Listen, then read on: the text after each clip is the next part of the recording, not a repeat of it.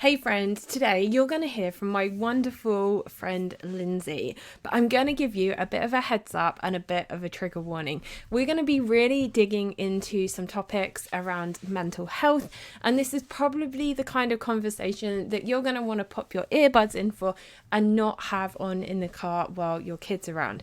But that being said, I just want to say a massive thank you to Lindsay for coming on and being brave enough to share her story with you. And I know her motivation is to inform you, to share her experience with you, in the hope that if you find yourself going through a similar process, that it's going to give you some knowledge and potentially is going to change the path, the trajectory of where your journey takes you. Knowledge really is power, and whilst this podcast is never intended to replace the advice of a medical professional, hearing and learning from other women really is important. And the biggest thank you that you could give to my friend Lindsay is to actually share this podcast with the women around you. Maybe it's your sister or your friend or your colleagues at work. The more women around us that have this information, and the more men that hear this information as well, the more helpful that is going to be. So please take a moment, share this in your social media, send it to a friend. And if you want to reach out and say thank you to Lindsay for sharing her story, please send me an email. My email is in the show notes and I will pass that on to her. Okay, all that being said, now is the time to pop your earbuds in, go and grab your cup of hot tea, get comfy, because we're going to dig into today's conversation.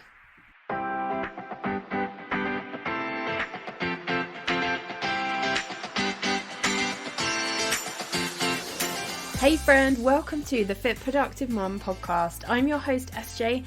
I'm an outspoken women's health advocate, productivity guru, daughter of the king, and a 40-something mum to a sassy, independent daughter. If you feel stressed out, overwhelmed, and hate what you see in the mirror, then that stops right here. I'm here to arm you with the knowledge you need to better understand your mind and body so that you can live a life free of diets, fitness fads, and comparison.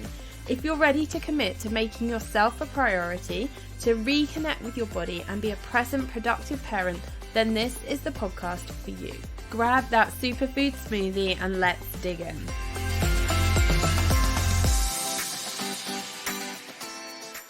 I'm here having a chat with Lindsay. We're talking all things menopause, perimenopause, and we'll just do a quick rewind. So Lindsay, you shared with us initially that you noticed when you were about 42 about you were having some night sweats and you'd been to the doctors and your blood work was coming back normal. And then if we fast forward a few years on from then you started to notice that your anxiety levels are increasing, things that you found easy. And I can honestly say Lindsay is one of the most organized people out there. And, you were sort of finding it difficult to organize your meal plans and decide what you were going to wear and that sort of thing. And for you, who is incredibly organized and very decisive, that's really out of character. And these are some of the things that women need to be looking out for. And then after that, you then things went downhill quite quickly, and you shared how you were sectioned, and you'd also the doctors were treating you with your antidepressants and electric shock therapy. So what happened next for you? I've then been in the mental health facility for 6 weeks. Bearing in mind, I wasn't in a very good state at all mentally. So it's quite easy to sit back and reflect and talk about it. But at the time, I was like another version of myself. All I could think about, I just had constant suicidal thoughts, completely low in mood, didn't really interact with anyone whilst I was in the facility. My husband came to visit me often. I just wasn't interested in him. It was as if all the best bits of me had gone and I was left with this very stubborn, miserable version of myself. And I was absolutely 100% sure that that was it for me forever, that I was never, ever going to get back who I was. And I can't tell you why, but that's what was in my head. And I just remember looking around this mental health place and seeing lots of other women who've been there a very long time. I just thought, this is my life now, forever. I can't ever imagine getting out of this place. So in that terrible frame of mind, I started almost scheming how I was going to get out of the place. So I managed to literally, from one day appearing very depressed, I just changed my demeanor and told my psychiatrist that I was feeling much better, who believed me, and they allowed me for the next few days to arrange to go on weekend leave. Wow. So off I went at the weekend. My husband was really, really reluctant, but he was going to trust the professionals, even though he'd been trying to say to them he wasn't quite sure about the care I'd been getting and the treatment. However, if that's what they thought would be good, then maybe this would be something good for me to do. So I went home and stayed at home the first night. I saw my children for the first time in 6 weeks and felt no emotion at all, just couldn't connect with them, which is just the furthest thing that would be possible for me. My children are my absolute world, as I'm sure they are, every other mother's. But nobody had ever spoken about these symptoms either, that in some forms of depression that you will not feel love. And when we talk about suicide, we talk about people leaving people behind. But I absolutely felt that I was completely alone in this world. Even though I was surrounded by people, I felt like there was just me and I couldn't feel anything else. So the next morning, I attempted a very, very serious suicide attempt where obviously didn't quite work because here I am. But I did sustain some quite serious injuries, where breaking my pelvis, fractured my spine, and broke several parts of my foot.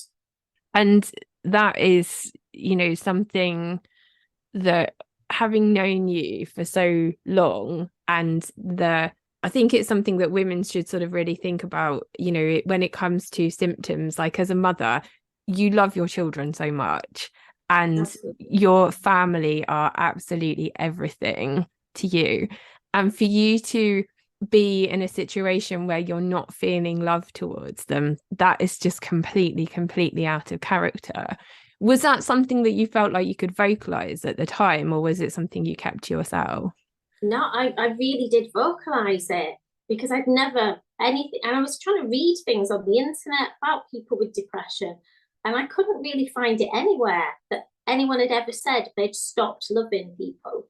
I'd found people were emotionally numb, but no, but then I don't know if people had maybe not felt it or just maybe felt embarrassed to admit it. But it was terrifying because it's a real symptom, and it was so real to me, and I couldn't understand what can possibly stop you from loving the most important thing in your life when there's not been an event to cause you to dislike anyone, or it was just such a bizarre feeling. And the fact that I couldn't, no matter what I did, I couldn't get those feelings back. Really tried, and it was like I was just not connected to anything at all, and it just felt so hopeless and desperate that everything was just over. From the suicide attempt, you had some really serious injuries, so I'm guessing you were in hospital for a long period of time.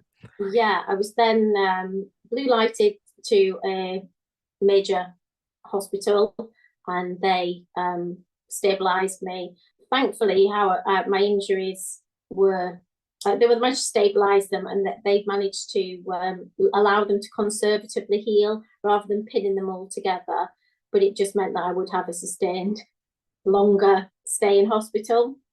So I was there, I think, another 5 weeks in a general hospital this time. But I did have visits from the mental health team there. However, it wasn't great care because I was in a general ward, but the nursing staff were amazing. I felt a lot more cared for in the general trauma ward than I did in the mental health facility, which is quite concerning for anyone who's having to stay in a mental health facility. You would have thought that would be the most therapeutic place, but definitely not in my experience. And again, my husband was in the background saying she really needs help. What are we going to do when she gets over these injuries? Her brain, her mind, her thoughts are still in the same place. And he finally, by being a doctor, managed to get in touch with a female psychiatrist. And this is from 13 weeks from me being admitted. Finally, I get to speak to this lady. And she looked me in the eye and said, I'm seeing more and more women in your age group, Lindsay, with severe mental health problems. Because of your age, we're going to try you on HRT. And suddenly it was like a bit of a light bulb moment, and I just burst into tears. Like emotion came from nowhere, which I'd not felt. And it was like I felt listened to, or at least my husband did. And I felt like suddenly maybe something could be done, because for those 13 weeks, I'd not heard anyone tell me that actually I could get better. So I had no hope. And this was like the first moment a professional had actually said, you know what, this might be the cause. You might not have a mental health disorder. Something could be going wrong hormonally. Wow. It really like chokes me up, like hearing that. And you said to me that actually once you did start on HRT, things changed quickly. Dramatically. I mean, Kieran said that's my husband, within 3 days, he could actually see something had changed in my eyes. Like the life had appeared from nowhere. I'd looked obviously quite dead in the eyes and vacant. And he said that within 3 days had come back. Now, for the first 3 weeks, I didn't really notice a massive difference in myself. But I think I was in such a low place that actually I wasn't recognizing it. But I was discharged during that first week on HRT, and I was allowed to come back home. Now, because of my physical injuries, I was seen as a lot safer anyway, because I couldn't walk at this point. So I think everyone sort of decided that I probably couldn't do anything to harm myself. But within those first 3 weeks, there were some definite horrible suicidal thoughts still going around my head, but they'd certainly reduced. We worked out that within the first 21 days, I'd actually only had 10 days with suicidal thoughts. Whereas prior to HRT, that would have been 21 out of 21 days. And then I literally got to day 28, which is the full cycle of obviously a menstrual cycle or a HRT cycle. And on day 29, I woke up and said, I'm going to phone my friends. Bearing in mind, I'd not spoken to anyone for months. And it literally was like waking up from a nightmare, but it had actually happened. And, 28 days, it's not a coincidence that suddenly your symptoms are going to disappear. And it really was that groundbreaking. Sorry. I honestly, like, I'm so thankful to you for sharing this story. And it's a hard story to hear, let alone go through like you have. And I think the reason that we're sharing this is because women need this information, don't they? And absolutely. I mean, I had coming from an ex-medical background, I had absolutely no idea how serious a hormone imbalance could affect somebody. My husband is a GP. He has never come across it, not to his knowledge, a patient with such severe symptoms. However, this is obviously almost like a sliding scale. Every woman at some point in her life is going to appear on this scale, and hopefully it's in the milder symptoms, but there will certainly be a large group of women in the middle and near the more severe symptoms. And it's so important that we know our bodies and we're listening to our bodies, and actually we're open to sometimes, if we're having issues mentally, that we look at our life and think, could something else be going on here? Could this be a physical cause? What is my cycle like? Have I been tracking it? Have I been looking at my symptoms? And it's really recognizing your body because now looking back, I can join so many dots together, but hindsight's such a wonderful thing. And if I'd have had this knowledge prior to this happening, we'd have certainly been exploring it, but we didn't. So the last thing, I just don't want anyone else to have to go down for that journey and not think about hormones. I mean, Yeah. HRT is not going to be for everyone, and it's not in every case, but there's so many other options. For milder anxiety, certainly diet and exercise and recognizing, so getting outside, enjoying nature. These natural things really can boost your hormone depletion as well and your mood. But it's just recognizing that as women, our bodies are telling us something. Yeah. We have to know our bodies before, to and I think also we need to understand our bodies, but we also should have confidence in ourselves as women, that we know how we feel. And just going back to, if we sort of rewind to 2019, I think you said it was, with where you had some of those hot sweats and then you went into a period where you started to feel anxious. I mean, what might your advice be? And, you're not a medical professional, obviously. What would your advice be if perhaps there's a lady who's listening to this and who's thinking, oh, do you know what? I recognize some of these things in I think, myself. yeah, I think for me at the time, again, using an app to monitor your cycle, absolutely, and any symptoms. Again, when I backtrack, I think about these night sweats, and then I think about this quite severe anxiety of decision making. But somewhere in the middle, I'd noticed that I'd stopped being quite as socially active as I maybe would have been prior to this. But I put that down to COVID, as many of us did, because we weren't allowed to go out. We stopped seeing as many people. And at the time, I would have, I stopped going to the supermarket. And, if I could get out of going out of shops, I'd do it all online. But now I realise that actually that was, again, another step, just a small one, after the night sweats, that actually things were starting to change within me. And I think that's what women need to just look for. It's very subtle changes, but any of those changes, just think, wait a minute, I never had a problem walking into Marks and Spencer's before. So why do I now?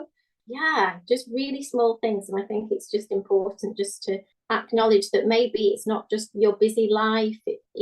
Break it down into what can you do, what can't you do, and is something else going on really. And do your own digging, isn't it? Like doing some finding out. And this conversation can be a starting point for somebody to then go and have, go and find. I mean, there's in the UK, so Davina McCall's very like outspoken about menopause here, and I'll link some of her things in the show notes. I mean, of course, going to your doctor, perhaps asking your surgery if there is somebody there who is more like, a woman might be a good starting point, somebody who does specialize perhaps in women's health.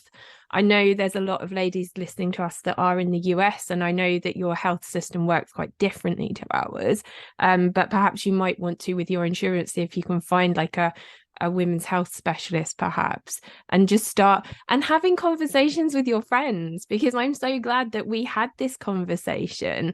And like, to your credit, you picked up the phone, didn't you, and you started talking to your friends about this. Absolutely. Now it's so important that we talk about this, because certainly for my mum's generation, they didn't talk about it. I asked my mum how she felt during the menopause, and she, thankfully she didn't suffer and didn't need HRT, which again made me think, well, that's very different from my experience. But yeah, by sharing, just everything, because somebody else might go, you know what, actually, yeah, I'm feeling a bit like that at the moment. And officially now, like I say, Davina McCall has certainly raised the profile, as have quite a few people over here, celebrity wise. But under the guidelines, once you turn 45, you actually shouldn't have that blood test anymore. They say treat the symptoms, not the result. So from 45, should you have symptoms similar with the perimenopause, HRT is actually the first line of treatment now, not an antidepressant. And that we've still got a long way to go, definitely, because that certainly isn't happening.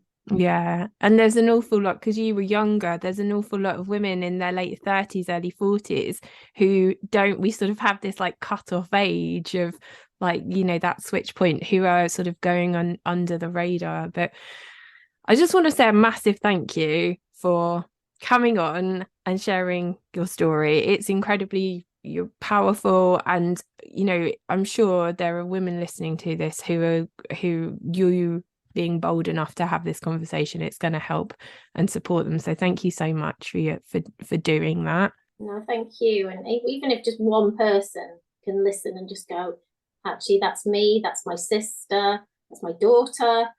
That's what's so important that we share. Yeah. And that we're not on our own. And although, you know, we are on a podcast and there are women listening to this across the world, and so many countries where people won't even talk about menopause and women's health, you know, I'm going to put some resources that are probably more relevant to the listeners in the UK, but there are resources out there wherever you are. You're just going to have to do a little bit of digging to try and find it. But thank you so much for your time, Lindsay. I really, really appreciate you sharing that today. No problem. Thank you very much for having me. Please, as I said at the beginning of the show, if you could take a moment just to share this podcast with one other person, that is going to be hugely impactful, because this is information that women need. You've heard from Lindsay, who has a medical background. Her husband is a GP. There is not enough information out there about women and menopause. So please take a moment, share this episode in your social media, share it with a friend, send them a text message. Let's just get the word out and help to empower other women. I hope you loved today's episode and that you learned something, and I pray it blessed you in some way. If so, take a moment to share this with a friend, and I would love it if you could take just 30 seconds for me to leave a review on Apple Podcasts, because it's the only way I know you like the show, and I love hearing from you too.